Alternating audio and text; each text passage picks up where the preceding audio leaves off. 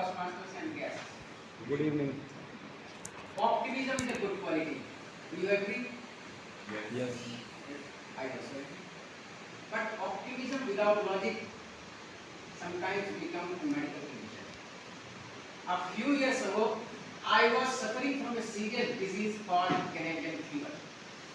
The symptoms were simple. I could not focus in India. Every YouTube video was about Canada, and every successful person seemed to be living in Toronto, and every road in India somehow looked empty. I had convinced myself that my future address was already waiting for me in Canada. But now for Canadian permanent residents, there is a point system. You need to have a certain score to qualify. But unfortunately, my score was somewhere between better luck next time and please stay where you are. But then I met a visa consultant in their place and shared my education, experience and my profile. After checking everything, he said that, sir, technically you don't qualify, but don't worry. The moment he said don't worry, my brain stopped listening and he continued. Then, sir, we will find some other category for you. I said that is okay for me. I paid 50,000 in cash to the consultant. Then came passport making expenses. Then IELTS exam fees. Then documentation charges. Money was leaving my bank account faster than the students leave the classroom after the last bell. But I was not worried because in my mind I was already in Canada. And in fact my imagination had crossed Canada and entered into the United States.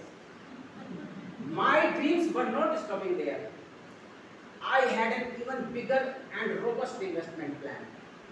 And if you tell me to invest in property, I'll say no. In share market, no. In gold or silver, no.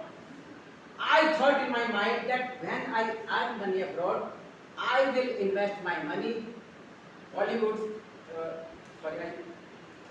in Salman Khan's next movie. And my money will be double. It may be triple within a year.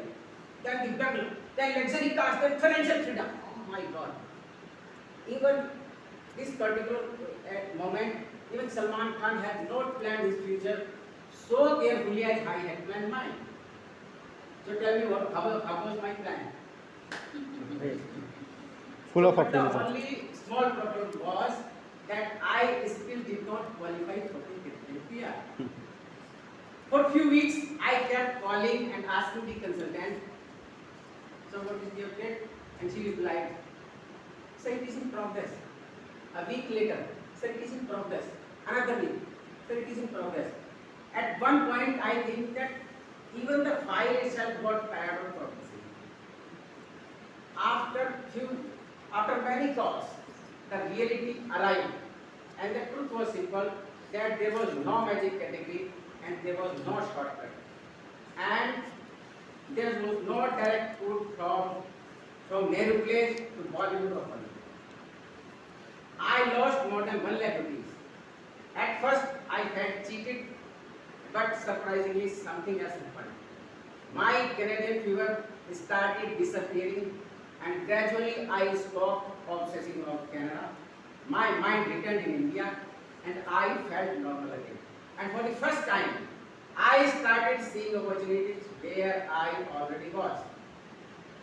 When I look back, I don't regret the money as much as I regret the fantasy. Even today, occasionally my wife asks with a smile, "Have you seen Canadian fever now?" So I proudly replied that it is perfectly cured. No doctor, no medicine, no therapy. So the lesson I learned was simple, that dream big, very big, but don't let your dream become so big that they stop listening to the facts. Optimism is wonderful, but optimism without logic can become expensive. So, my dear Toastmasters and guests, I don't know whether it was an investment, a mistake, or a life lesson, but I can confidently say one thing, that it was the most expensive paracetamol I have ever purchased. And sometimes the biggest migration we need is not from one country to another. It is from fantasy to reality. Thank you.